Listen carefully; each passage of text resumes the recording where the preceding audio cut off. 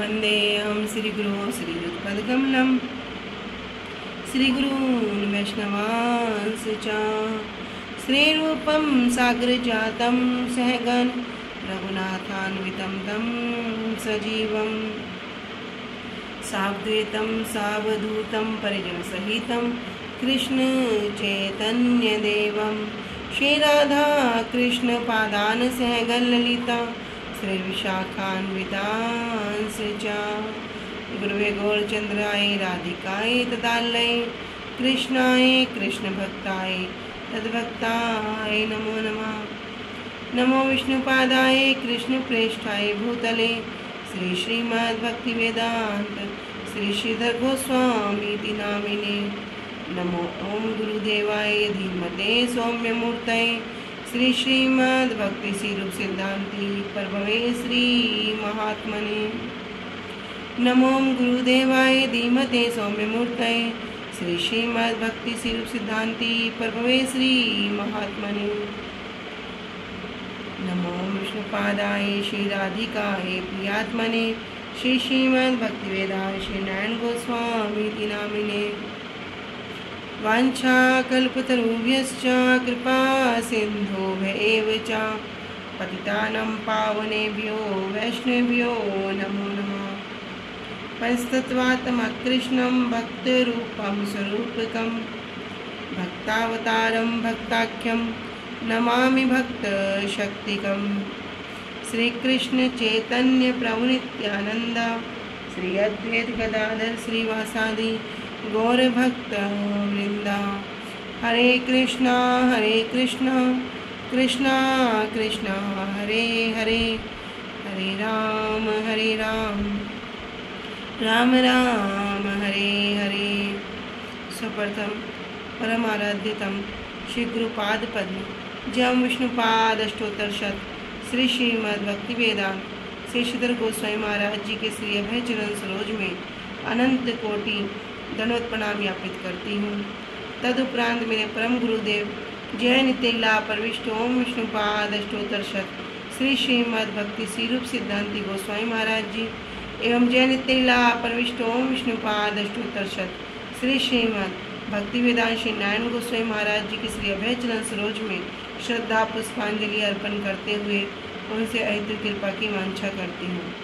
ग्रंथकार श्री कृष्णदास कविराज गोस्वामी जी, श्रीमन नित्यानंद प्रभु अखंड गुरु तक श्रीमन महाप्रभु एवं समस्त परिकरों के चरणों में अनंत कोटि दंडवत प्रणाम ज्ञापित करते हुए उनसे अहितु कृपा की वांछा करती हूँ।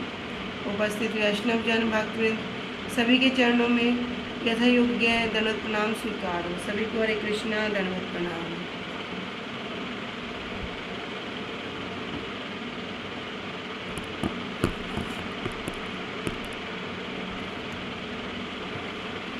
श्री गुरुदेव की अहेतु कृपा से हमारा जो ग्रंथ चल रहा है उसका नाम है श्री श्री चैतन्य चैतामृत। श्री श्री चैतन्य चैतामृत ग्रंथ के अंतर्गत हम श्रवण कर रहे हैं मध्य लीला 17वां अध्याय और पेज संख्या आ चुके हैं 120 पे। शुरू करते हैं। तो यहाँ पर वर्णन कर रहे हैं टीका में कि जो जीव प्राकृत बुद्धि से युक्त हैं, प्राकृत अर्थात जड़, जिनकी बुद्धि अभी कैसी है, जड़ विषयों के प्रति ही आसक्त है, वे नित्य वस्तु वास्तव वस्तु के प्रति उनकी बुद्धि अभी युक्त नहीं है।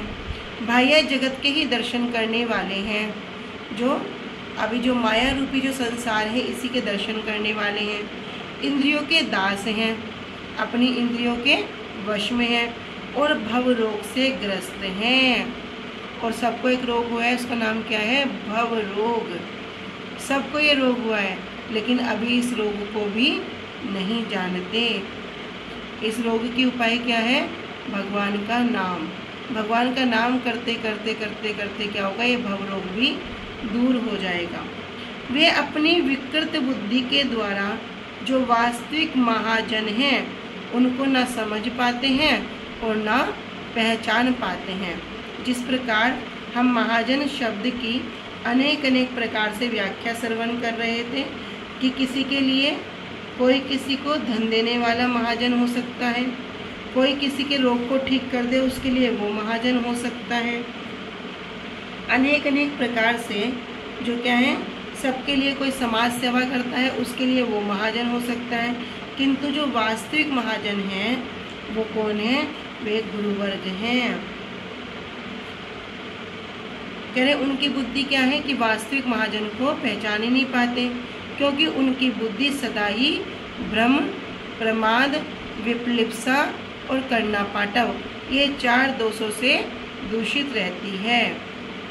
अनादिकाल से रक्त, मांस अथवा शुक्र आदि 7 धातुओं से बने शरीर में आत्मबुद्धि और रुचि रखने वाले व्यक्ति भेड़ चाल की भांति इंद्रियों से ही प्राप्त ज्ञान के स्रोत में बह रहे हैं।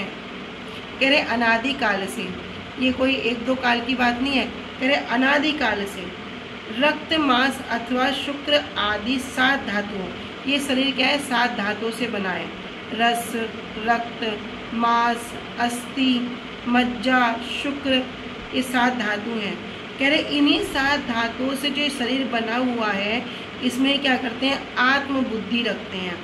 आत्मबुद्धि कैसी? कि मैं ये शरीर हूँ और इस शरीर से जितने भी संबंधित वस्तु हैं, जितने भी संबंधित रिश्ते हैं, ये क्या है? मेरा है। तो संक्षेप में श्रवण करें तो मैं और मेरा की बुद्धि रखते हैं। अभी ज्ञात ही नहीं है कि मैं शरीर नहीं हूँ, मैं आत्मा हूँ, मैं भगवान का नित्य दास हूँ, कि मेरा अपना कोई अस्तित्व नहीं है। जब तक ये आत्मा रूपी हवा परमात्मा हमारे हृदय में विराजमान है तब तक ही ये शरीर क्रियाशील है। अगर इस शरीर में से वो आत्मा रूपी परमात्मा निकल जाए तब क्या होगा? शरीर निष्क्रिय पड़ा रहेगा। फिर इसको कोई काटो तो कोई दुख नहीं होगा, कोई इसको जला दो, कोई इसको जानवरों को खिला दो, कोई भी पीड़ा नहीं होगी। लेकिन जब तक वो अंदर है तब तक ये शरीर खा रहा है, पी रहा है, सो रहा है, चल रहा है, हर प्रकार से सही है। लेकिन अगर कोई भी व्यक्ति की मृत्यु हो जाए तो क्या कहते हैं ना, भैया वो चला गया। तो कह रहे कहाँ चला गया? यहीं तो पड़ा है। स्वयं यमराज जी ज्ञान देते हैं, कह रहे यहीं तो पड़ा है। कौन चला गया? कह रहे वो राजा था ना, वो चला गया। कह राजा तो चला गया, कहाँ चला गया भाई? अगर वो राजा कहीं चला गया तो ये कौन पड़ा है? कह रहे राजा का शरीर पड़ा है। कह रहे राजा का, कह रहे जो चला गया उसको तुमने कभी देखा था क्या? जिसके लिए तुम यहाँ रो रहे हो उसको तुमने कभी देखा था क्या? तो वहाँ यमराज जी भी छोटे बालक के रूप में वहाँ पर क्या करते हैं? सबको ज्ञान देते हैं, जो वास्तविक ज्ञान है। तो जब तक इस शरीर में ये आत्मा है, नित्य वस्तु है, तब तक ये शरीर भी क्रियाशील है। नहीं तो जब ये शरीर से आत्मा निकल जाएगी तब क्या होगा? तब इसको कोई घर में भी नहीं रखेगा। कोई कितना प्रेम करने वाला हो, कोई कितना चाहने वाला हो, सब बोलेंगे भैया जल्दी करो। तो ऐसे शरीर में आत्मबुद्धि रखते हैं और रुचि रखते हैं। ऐसे रुचि रखने वाले व्यक्ति भेड़ चाल की भांति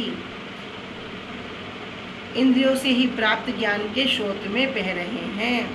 इस प्रकार प्राकृत सहजिया संप्रदाय के कई लोग, इस प्रकार जो प्राकृत हैं सहजिया, जो एक दूसरे की जो हाँ में हाँ मिलाते हैं, जो जड़ बातों से विचार विमर्श करके एग्री रहते हैं, वे ऐसे कई लोग श्री माधवेंद्रपुरी पाद जैसे महाजन के वचनों का भी अनादर करके, महाजनों के चरणों में अपराध संचय करके और महाजन को संकीर्ण विचार आदि वाले कहकर अपने लिए विपत्ति का स्वयं ही वर्ण कर रहे हैं।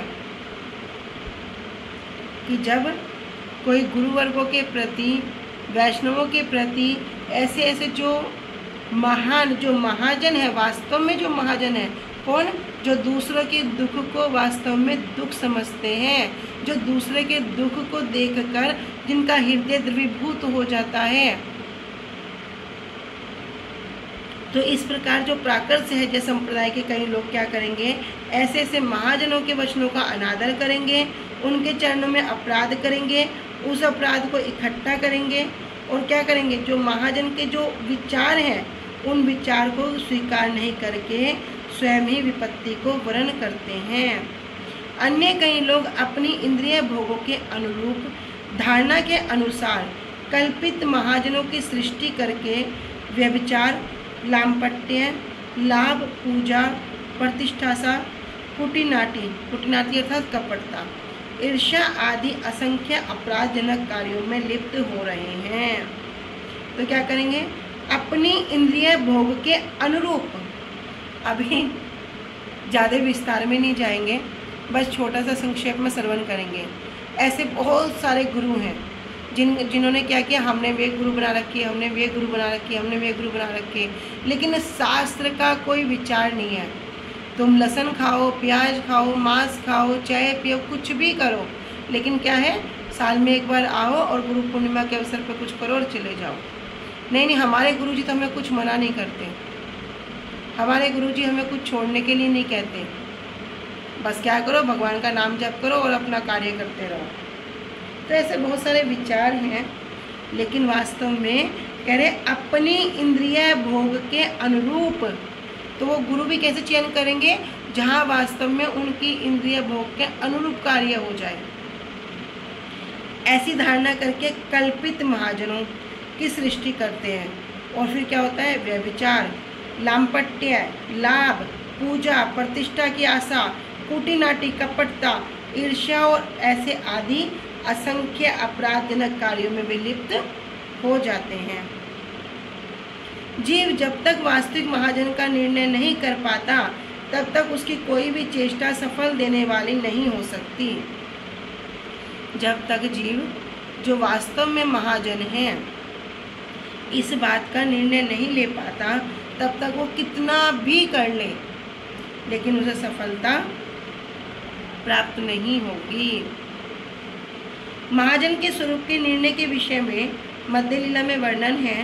परम कारण ईश्वरे कहे नाही माने, स्वयं स्वयं मत स्थापे परम तेर खंडने, ताते छह दर्शन हईते तत्व नाही जानी, महाजन जेई कहे से सत्य मानी, श्री कृष्ण चैतन्य वाणी अमृतेर धार, तिहो ये कहे वस्तु सही तत्व सार।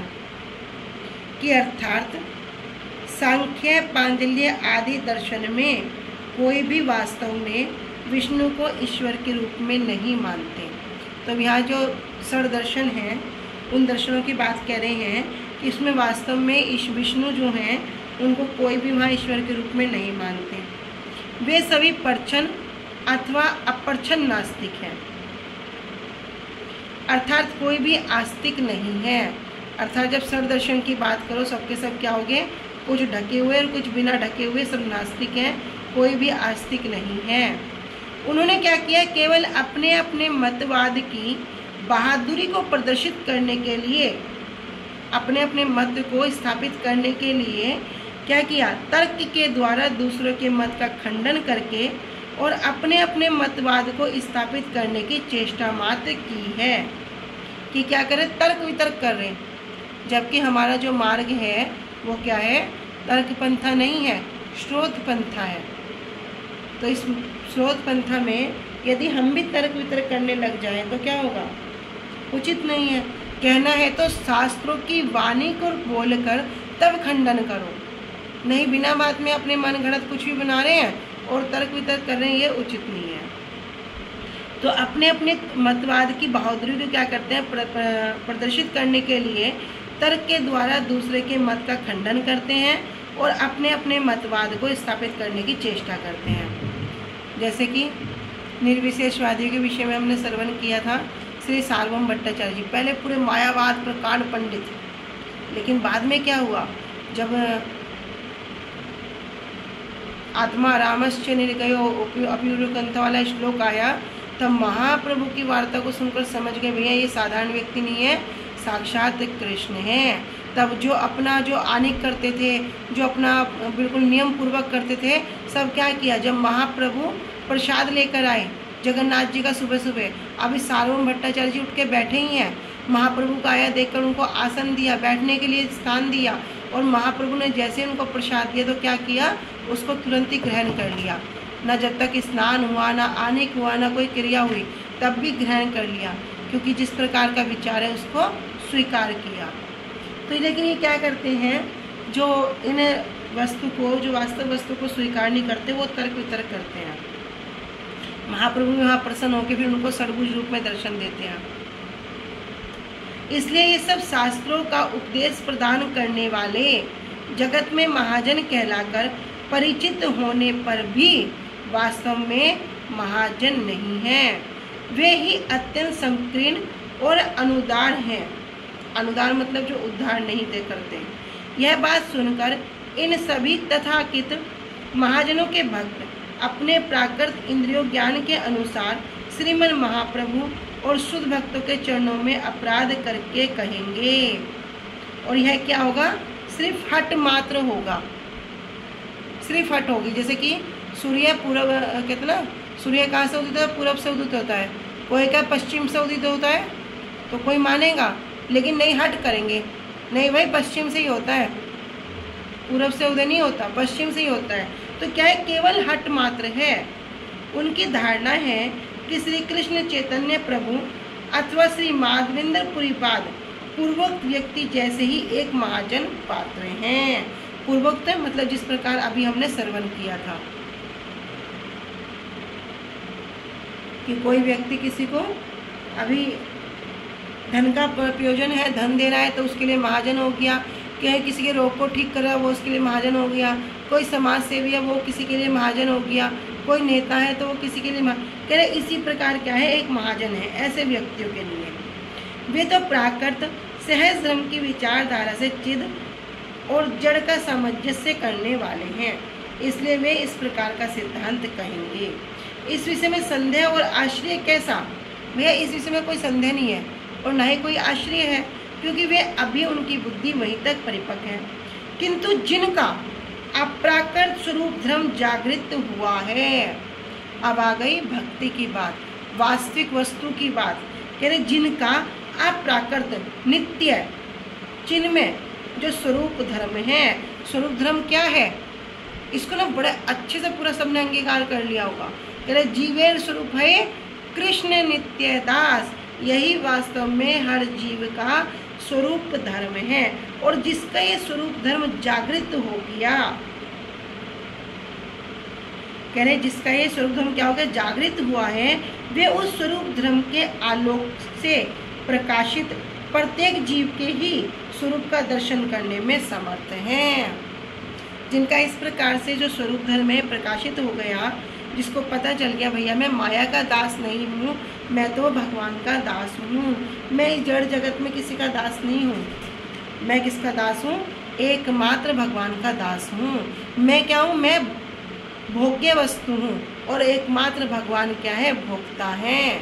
मेरा जो भोग करेंगे एकमात्र कौन करेंगे? भगवान ही करेंगे। अहम ही सर्वज्ञ नाम भोक्ता च प्रभुरेव च ना तू माम अभिजानंती तत्वे नाशस्यवंती। भगवान स्वयं कृष्ण गीता में कह रहे हैं कि अहम ही सर्वयज्ञ नाम भोक्ता। अहम अर्थात मैं ही क्या हूँ? सर्वयज्ञ नाम, सभी यज्ञों का भोक्ता एकमात्र मैं ही हूँ। चाहे प्रभुरेव च, सबका स्वामी भी मैं ही हूँ। और जो मुझे इस तत्व से नहीं जानता तत्वे नादस्यवंती, उसका क्या होता है? पतित हो जाता है।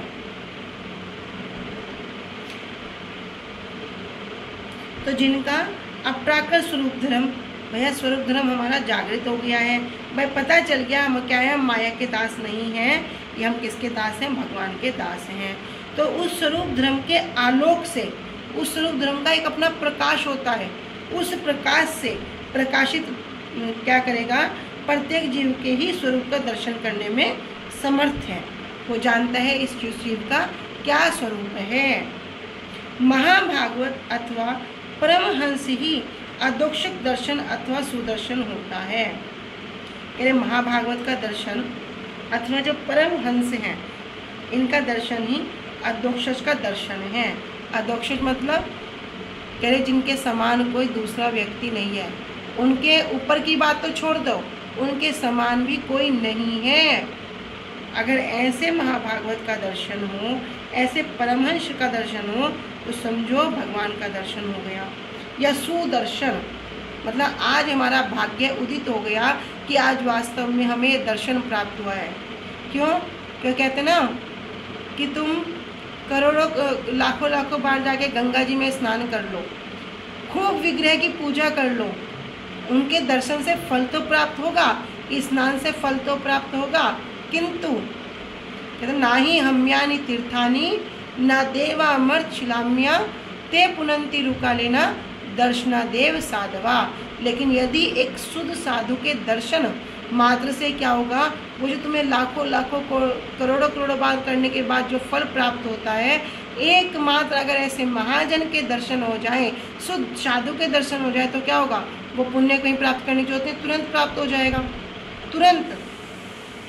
तो यही क्या है, सुदर्शन होता है। इसलिए वे निष्किंचन ही एकमात्र वास्तविक महाजन है। श्री माधवेंद्रपुरी गोस्वामी जी भी निष्किंचन महाजन हैं। उनके आचरण में किसी प्रकार की मत्सरता अथवा लोगों को छलने की वृत्ति नहीं है। उन्होंने आचरण करके जो प्रचार किया है, उनके द्वारा प्रदर्शित उसी देव वर्णाश्रम धर्म को आदर्श मानकर अनुगमन करने से ही अपना कल्याण चाहने वाले जीवों का निश्चय ही मंगल होगा। कैसा आश्रम, देव वर्णाश्रम। यहाँ पे जन्म से वर्णाश्रम नहीं बता रहे, कह रहे दैव वर्णाश्रम। ऐसे धर्म को आदर्श मानना होगा और ऐसे ही व्यक्तियों का अनुगमन करना होगा। किसको करना होगा, जिसको अपना कल्याण चाह रहा है, जो वास्तव में पता चल गया भैया मैं माया का दास नहीं हूँ, मैं ये शरीर नहीं हूँ, मैं इंद्रियों का दास नहीं बन सकता, अपनी इंद्रियों पर शासन करने की चेष्टा करता है और अपना कल्याण चाहता है, तो वो वैश्य में क्या होगा, इनका अनुगमन करें और देव आसन धर्म को स्वीकार करेगा तो उसका निश्चय ही मंगल होगा। महाप्रभु ने उसी देव वर्णाश्रम धर्म के आदर्श का प्रदर्शन करके शिक्षा दी है। तो हमने दो प्रकार से वर्णाश्रम सुना, एक जन्म वर्णाश्रम जिसको कहते हैं शोक्र, और एक हो गया देव वर्णाश्रम। तो जो अभी शोक वर्णाश्रम में है वो अपने इंद्रियों के दास और इसी प्रकार अपने जीवन को व्यतीत करते हैं। श्रीमद् भागवतम में 12 महाजनों के नाम उल्लेखित हैं। स्वयंभू, नारद, शंभु, कुमार, कपिलो, मनु, प्रहलाद, जनको, इस तरह 12 महाजन के नाम हैं। तो ये 12 महाजनों में धर्मराज मतलब जो यमराज जी हैं उनका नाम भी वहाँ पर है।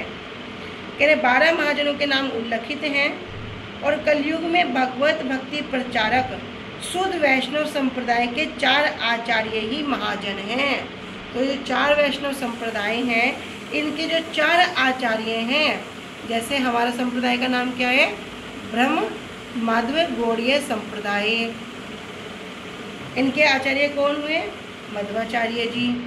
इसी प्रकार सब संप्रदाय के जो आचार्य करें यही 4 कौन है, महाजन हैं। हमारे संप्रदाय में गौड़ीश्वर श्री दामोदर स्वरूप ही मूल महाजन हैं। उनके अभिन्न कलेवर परम तत्व श्री गौड़ सुंदर के प्रियतम श्री रूप सनातन अथवा श्री रूपानुगा साधुजन सभी महाजन हैं। जितने भी रूपानुगा हैं अर्थात जो रूप गोस्वामी जी के अनुगत्य में हैं वे सब क्या है, वे सभी महाजन हैं। श्री विष्णु स्वामी के अनुगत शुद्ध अद्वैतवादी श्रीधर स्वामी भी महाजन हैं। चंडीदास विद्यापति, जयदेव ये सभी महाजन हैं। किंतु जो इन सभी महाजनों की सेवा करने के बदले इन्हें अपने तुच्छ स्वार्थ सिद्धि के उपकरण के रूप में मानते हैं, मैं क्या करूँगा, मैं इनके पास जाके अपनी स्वार्थ की सिद्धि कर लूँगा। कैसा स्वार्थ, जड़ इंद्रियों को सुख देने का स्वार्थ, इंद्रियों के दास होने का, आनंदित होने का स्वार्थ। मेरे बंगला हो जाए, मेरे घर हो जाए, मेरे गाड़ी हो जाए, गुरुजी ऐसा हो रहा है, गुरुजी वैसा हो रहा है, गुरुजी कृपा कर दो, गुरुजी बच्चा ठीक हो जाए, गुरुजी ये हो जाए, बस अपनी जो तुच्छ स्वार्थ शुद्धि के उपकरण के रूप में मानते हैं। अथवा गुरु के ऊपर भी गुरुगिरी करने के लिए दौड़ते हैं। ऐसे ही बहुत सारे व्यक्ति हैं, अरे तुम्हें पता है गुरुजी तो बस हमारी सुनते हैं, अरे गुरुजी को एक फ़ोन करूँ अभी गुरुजी जैसे हम कहेंगे वैसे कर देंगे। तो गुरु के ऊपर भी क्या करेंगे, गुरुगिरी करेंगे। वे सभी दुर्भाग्य व्यक्ति इन सभी महाजनों से बहुत दूर में अवस्थित हैं। इंद्रिय सुख भोग का लोभ या माया दास से ही उनके निकट कल्पित महाजन की मूर्ति लेकर उपस्थित होता है। ऐसे व्यक्तियों के सामने क्या होता है, जो इंद्रिय सुख भोग का लोभ है या जो माया के जो दास हैं, उनके निकट कौन होंगे? कल्पित महाजन ही ऐसी मूर्ति लेकर उपस्थित हो जाएंगे और उन्हें छल कर उनकी इंद्रियों को वास्तविक सत्य के पद से दूर करके पागल बना देता है। गतिवंचित वांचक चिंत्य पदम। अरे हम सोचते हैं हम क्या गुरु को ठग रहे हैं, तुम्हें पता भी नहीं लगेगा गुरु कब हमारी वंचना कर देंगे, पता भी नहीं चलेगा। प्रभुपाद कह रहे हैं गतिवंचित वांछित चिंत्य पदम, वे तो वंचकों की वंचना करने वाले हैं। तुम कोई संसारिक विषय के प्रति, सांसारिक वस्तु के प्रति तुच्छ अपनी स्वार्थ सिद्धि के लिए गुरु के पास जाएंगे ना, गुरु जी सब जानते हैं, तुम्हें दे के छोड़ देंगे। जाओ जल्दी जाओ यहाँ से, जल्दी निकलो, अभी तुम्हारा बहुत कर्म चक्कर बाकी है। फिर बार बार पुनरपि जन्म पुनरपि मरण, फिर बार बार उस जन्म मृत्यु के चक्कर में क्या होगा? भ्रमण करना पड़ेगा। इसलिए शुद्ध भगवत भक्तों की चेष्टाएं कभी भी उनकी प्राकृत बुद्धि की धारणा का विषय नहीं होती। जो शुद्ध भगवत भक्त है, जो वास्तविक में भगवत भक्ति करना चाहता है, उसकी जो भी चेष्टा होगी वो कैसी होगी? प्राकृत बुद्धि की धारणा का विषय नहीं होएगी। अर्थात अभी कोई जीव है, वो कितना भी कष्ट पा रहा है, कितना भी उसे दुख हो रहा है, क्लेश हो रहा है, लेकिन नहीं, वो जाके ये नहीं बोलेगा गुरुजी मेरा ऐसा हो गया, आप ये कर दीजिए। वो जाके एक ही बात कहेगा, गुरुजी कल्याण कैसे होगा? हरि नाम तो करता हूँ गुरुजी, और क्या करना होगा? उसकी कभी भी ऐसी प्राकृत बुद्धि की धारणा का विषय नहीं होगी। तो शिक्षा यही है कि कभी भी गुरु के पास, वास्तव वस्तु के पास, महाजन के पास जाएं तो क्या करें? अपनी जड़ वस्तु को एक तरफ रख दें। भैया उन जड़ वस्तु के प्रति आसक्ति हो के तो हमारा इस तरह ये कर्म चक्र चल रहा है, और इसी के कारण हम क्या कर रहे हैं? इस संसार रूपी दावानल में, जिसकी तुलना किससे की गई? दावानल से, उसमें आकर आबद्ध हो गए हैं और दिन रात क्या कर रहे हैं? जल रहे हैं, उस दावाग्नि से दग्ध हो रहे हैं। तो अभी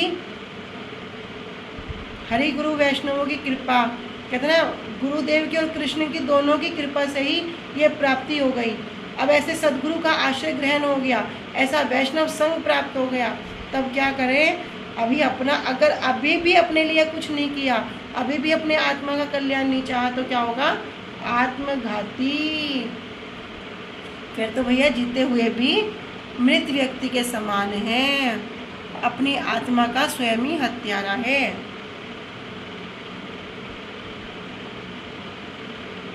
तो कह रहे हैं कि इसलिए शुद्ध भगवत भक्तों की चेष्टाएं कभी भी उनकी प्राकृत अर्थात जड़ बुद्धि की धारणा का विषय नहीं होती।